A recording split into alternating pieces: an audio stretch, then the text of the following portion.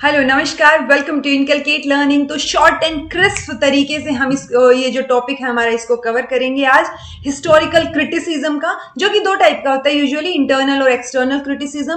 और historical research करते time जो है, यानी जब आप क्रोनोलॉजी में कोई चीज लगाते हैं या फिर हिस्ट्री के बारे में जब आप पढ़ना चाह रहे हैं, तो हिस्टोरिकल रिसर्च के टाइम पे हिस्टोरिकल क्रिटिसिज्म जो है वो मेनली काम आता है।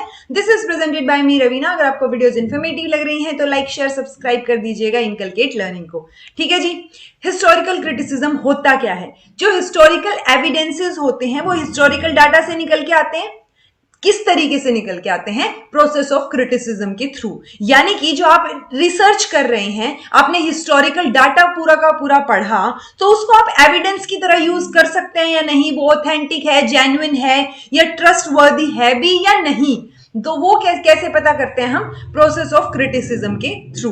सो हिस्टोरिकल क्रिटिसिज्म दो तरीके का हो सकता है, external criticism, internal criticism. External को लोअर और इंटरनल को हायर क्रिटिसिज्म भी बोला जाता है। कई बार पेपर 1 में और कई बार यूजीसी नेट के पेपर 2 एजुकेशन में इसका क्वेश्चन पूछ लिया जाता है। अब ये होते क्या है? So process of establishing the validity, credibility या फिर वर्थ।